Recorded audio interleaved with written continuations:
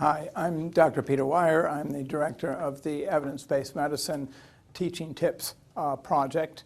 And what you're about to see is a videotaped representation of an interactive approach to teaching a content issue relevant to evidence-based practice. The participants here have never seen this before, and this is a live, interactive demonstration of how this tip characteristically works in practice.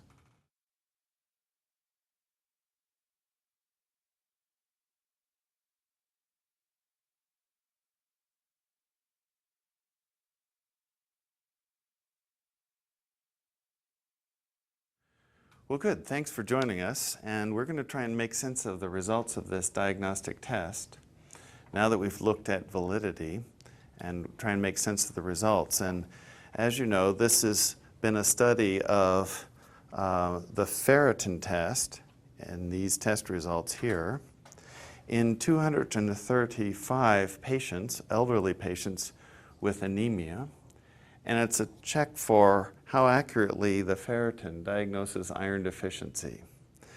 The reference standard in this situation is the bone marrow iron, the presence or absence of iron in the bone marrow. So they were able to classify patients into either deficient or not deficient. And what I've done is taken out of our article the data table for the ferritin results and divided them into these four result levels. Ferritin less than or equal to 18, 19 to 25, 46 to 100, and greater than 100. And what's in the table are the results for those with deficiency and without iron deficiency who got each level of test result.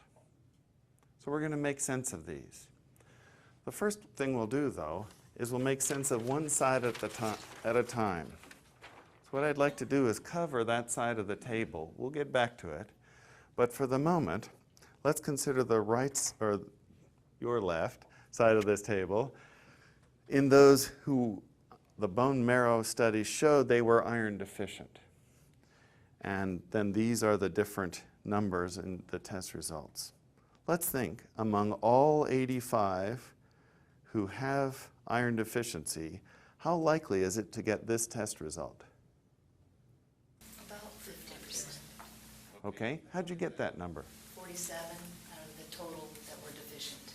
47 out of 85. Now, would someone get out a calculator and do that? I see you have one. 55%. Okay, could you give me three digits? You'll see 0.553, and you'll see why in a little bit. Okay, using the same logic, how likely is it among all who have iron deficiency to get this ferritin result? How would I set up the Just do equation? the math for us, please. How- 0.271. 23 out of 85, and that is 0.271. Okay? And similarly, one group over here work on this one, and we'll over here do this other one. So this is 7 out of 85 becomes 0.082.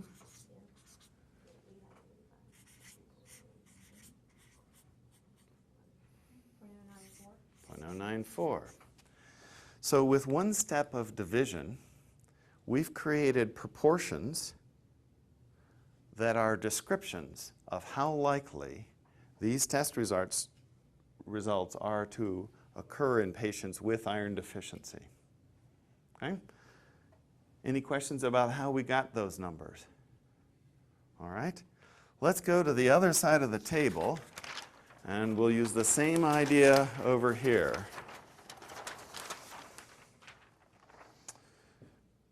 You'll remember, I hope, that this is less than or equal to 18, 19 to 45, 46 to 100, and more than 100. So, among the 150 not found by bone marrow to be iron deficient, how likely is it to get a result less than or equal to 18? 2 over 150. So if we could go through and set these up, and maybe the 2 or 3 with calculators could be doing it. 23 .013. This is 13 out of 150. 0.087. 27 out of 150.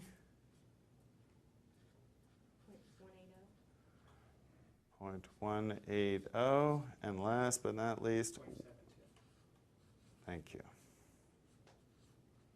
You can see how severely right-handed I am. 0.72. Once again, with one step of simple division, we've created proportions that describe the likelihood of getting each test result in patients without iron deficiency. Any questions about where these numbers came from? Okay. So now let's compare these two sides of the table. We'd like to be able to compare these test results into how likely they are to occur in those with iron deficiency compared to those without iron deficiency. So we have two proportions, and anytime we have two numbers, how can we compare two numbers? We could divide them. There's another way. Subtract them. Okay? Let's try dividing them here. And so to divide this one by that one, we would make a ratio of it. 0.553 is to 0.013, as something is to 1, but we'll drop the 1, right, just to make it easier to talk about. What does that figure come to?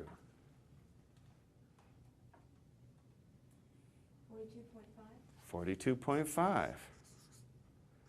So that ratio expresses that this test result is 42.5 times more likely to occur in those with iron deficiency than in those without. Okay, let's do the rest. So this is 0.271, and 0.087 becomes 3.1. This one, 0.082 and 0.180. Okay, isn't it like 0.4? Okay, and you'll see why that may matter in a moment. And last but not least, this one.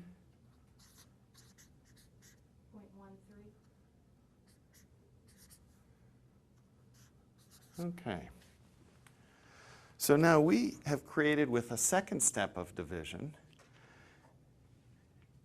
a ratio that describes and compares, I should say, compares how likely this test result is to occur in those with iron deficiency versus those without iron deficiency.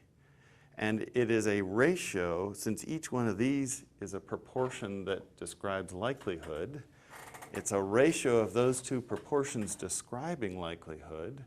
So this goes by the term likelihood ratio, simply comparing two likelihoods. What do these mean, you might ask? Well, let's try this one. This likelihood ratio of 3.1 means that the test result, ferritin 19 to 45, is just over 3 times more likely to occur in those with iron deficiency compared to those without iron deficiency. This one is 0.46. That means that this test result, 46 to 100 on the ferritin, is less than half as likely to occur in those with iron deficiency and those without. What would a likelihood ratio of exactly 1.0 mean? Just as likely. So anytime the ratio is 1, the numerator and the denominator are always the same. And whatever they are, it's just as likely to occur in those with and without disease. This helps us in diagnosis because the likelihood ratio expresses numerically how much different from 1 that is. A likelihood ratio of 1.0 wouldn't change the probability of disease, so it doesn't revise probability at all. Whereas a likelihood ratio above 1 would raise the probability, and a likelihood ratio below 1 would lower the probability. And remember, the farther from 1 in either direction, the more different the numerator and denominator are. And that means the farther from 1 in either direction, the more there's a change in probability of disease. Any questions about how we got these numbers, or why we call them likelihood ratios? Yes? I think this is a relevant question. I understand why our first row up there has a large number, Yes. but I don't understand why our last row down there doesn't have a very, very small number, considering 108 of 150 subjects actually had above 100 and not deficient. It seems to me that your likelihood ratio would be much less than 1 and not just 0.13.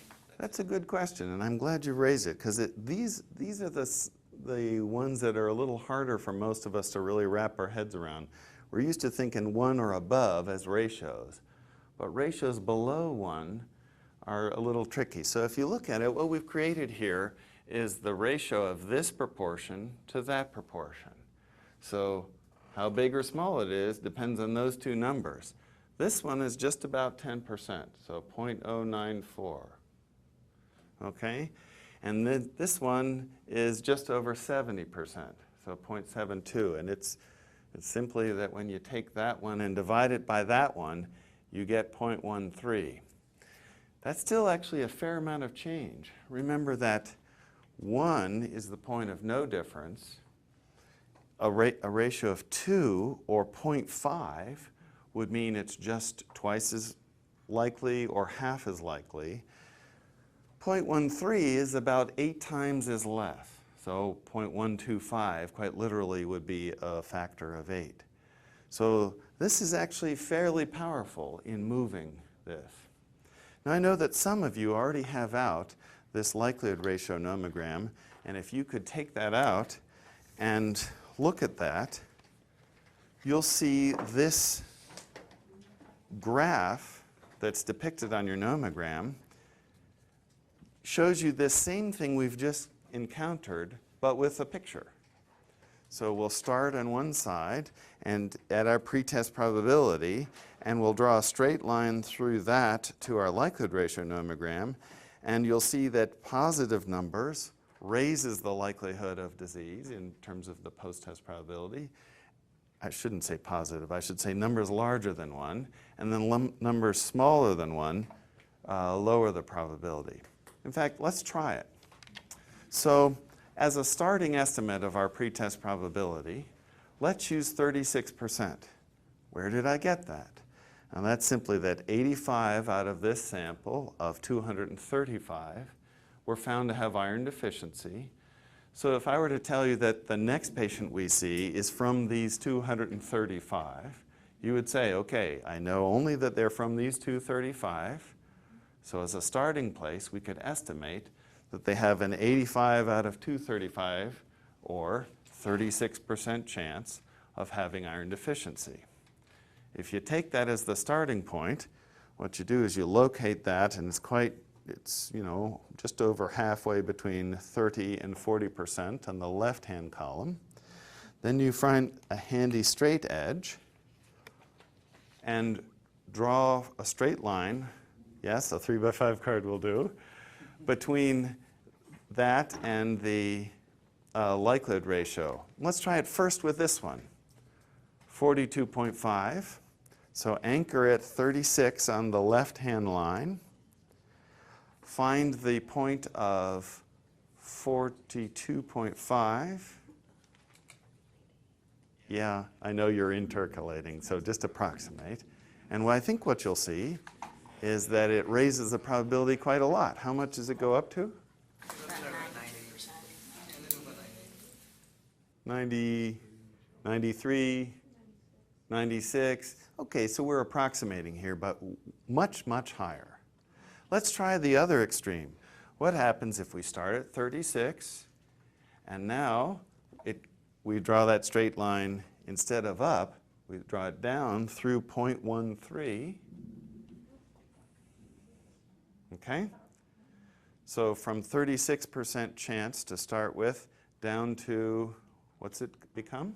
5 and 10. Okay, so 5 or 6% is usually what many people will come to.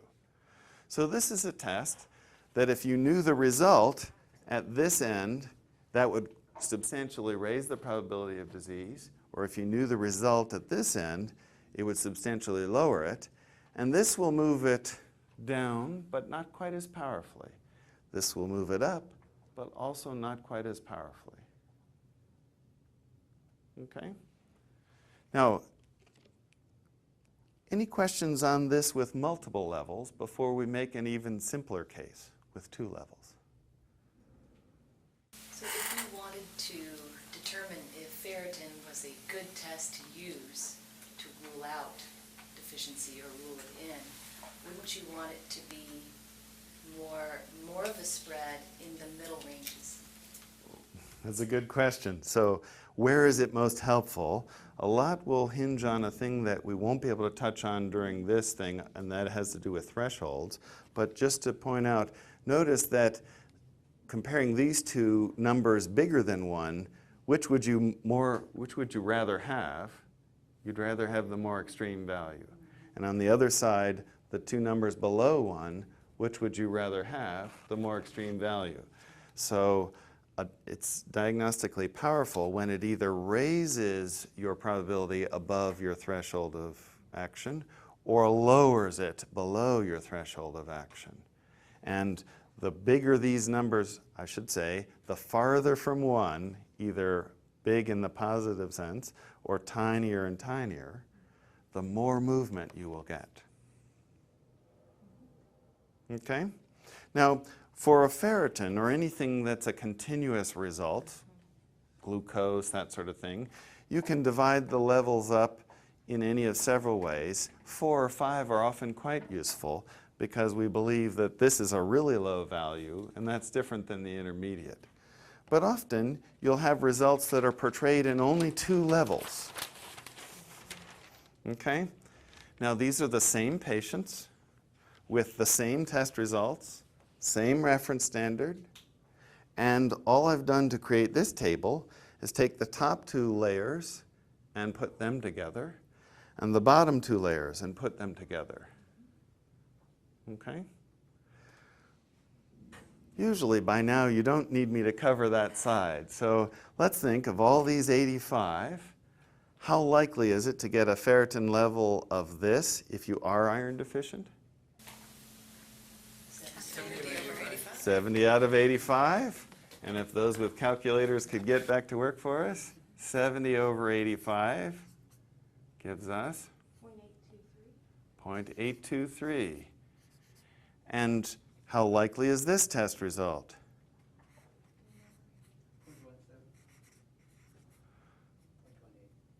0.177? 176. Well, let's make it 177.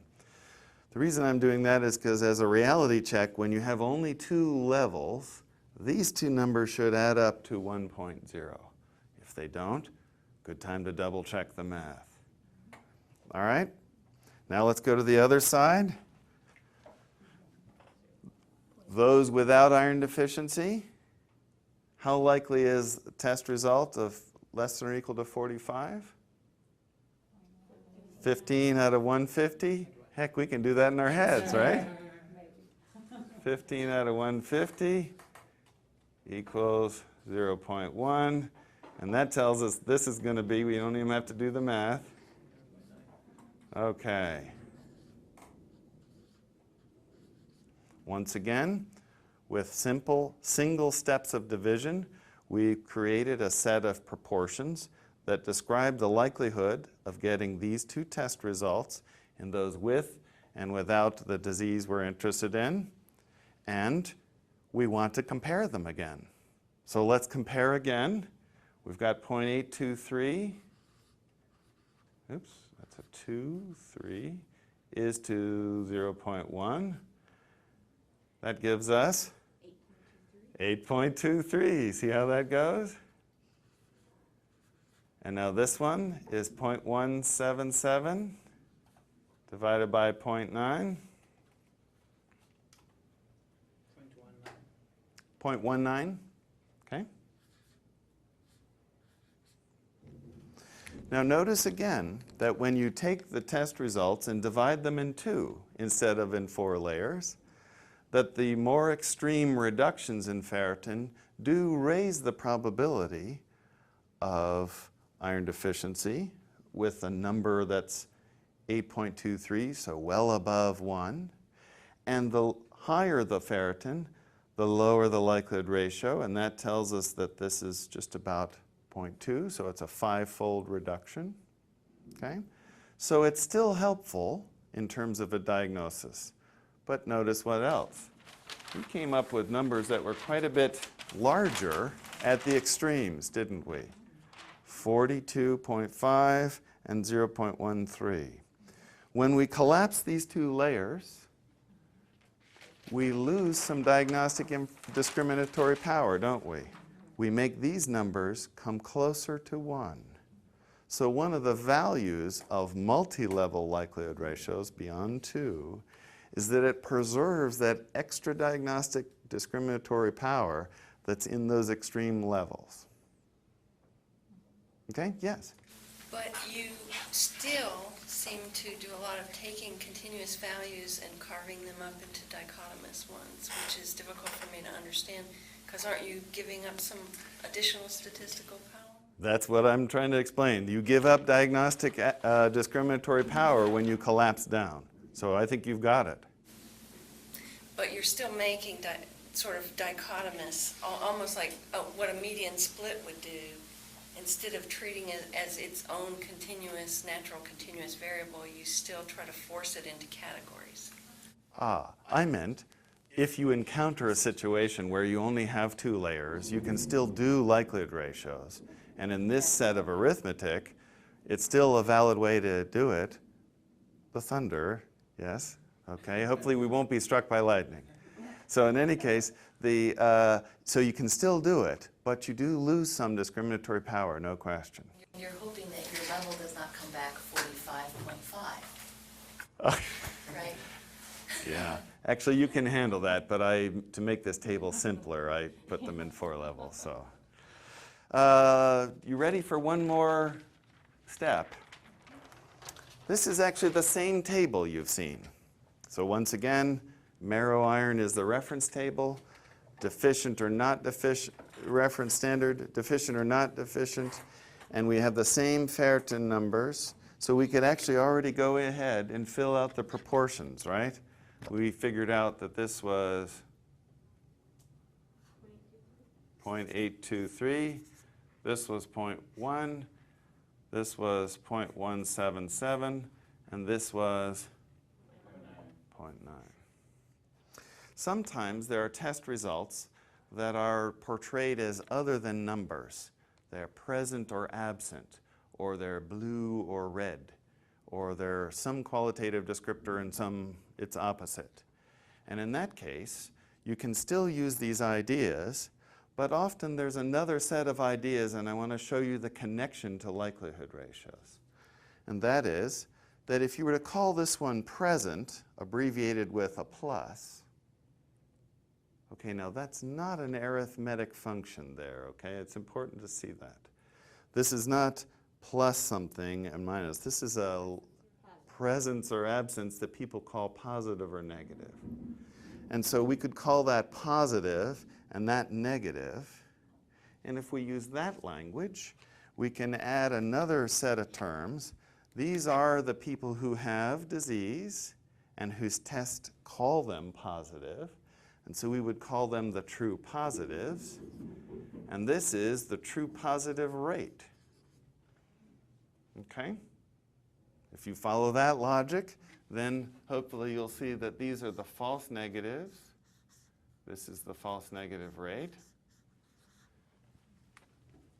These are the false positives and the false positive rate. And these are the true negatives and the true negative rate. we can still calculate our friends the likelihood ratio from the last table, but we'll change something a little bit.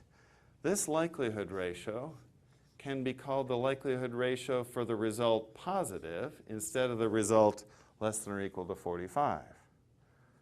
And if you do that, then it's simply the ratio of this number and that number, but let's substitute their names in this language, true positive rate over false positive rate. Okay? Check your understanding. Likelihood ratio for a negative result. What's in the numerator? False negative rate. Denominator is true negative rate. Are you with me so far? Same numbers as before. We could even put them in. This one is 8.23, and this one is 0.19. Okay?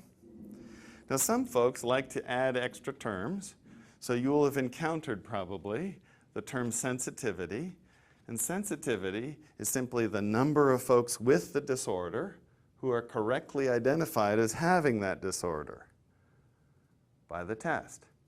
So what do we call them here? True positive rate. So sensitivity is the true positive rate.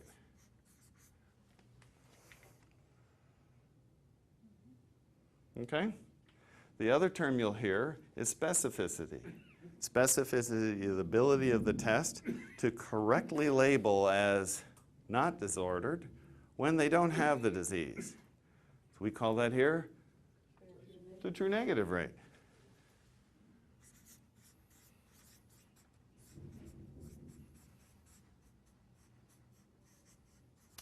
Now let's say you were to encounter a situation where they gave you the sensitivity and specificity, but you wanted to use likelihood ratios because you've decided that drawing a straight line is easier than doing all the math on a piece of paper in your head, which I do. I think it's easier. How could you get from sensitivity and specificity to likelihood ratios? Well, hopefully, I will have persuaded you already that it is possible. You could get the likelihood ratio positive by taking something that we already have, the true positive rate, and in this terms, the sensitivity, and divide it by the false positive rate, which is the same as 1 minus the specificity. Do you see that? It's the false positive, or 1 minus the specificity. Similarly, if you have those same two, you can come up with a negative result. False negative rate is? 1 minus the true positive rate. Or 1 minus sensitivity over the specificity.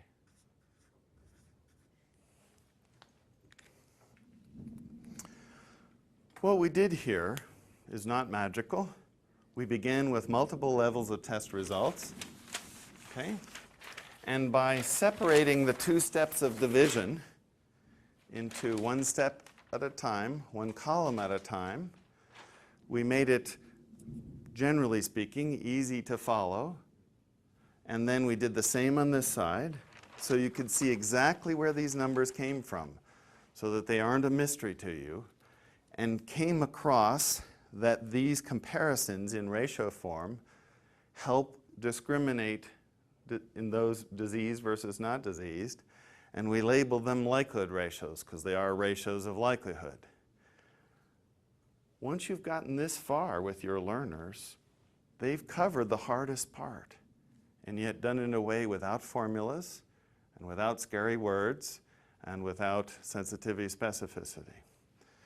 We then reviewed the impact of them on pretest probability to post-test probability, and we could do the same for just simply 2 levels. You could also go over this again with your learners, And at the same time, we then also, because we did the calculation here, also prepared ourselves to be ready for this step. By doing these three together right soon after each other, you see how the math becomes easier and easier, right? It doesn't get harder, it gets easier. And people usually can follow all the way to this point and understand how to use it. Up until here, we didn't introduce formulas. What questions do you have before we stop? Amazing. It really is. Well, it's not mathematicians. That's one of the reasons that I did it, is largely because I had failed so many times using other methods. I thought there has to be a simpler way. But I think actually the main thing that gave me the clue was this idea of splitting the columns. And once you do that, usually everyone can follow you. So, amazingly enough, I call this the split column technique. So, thank you very much.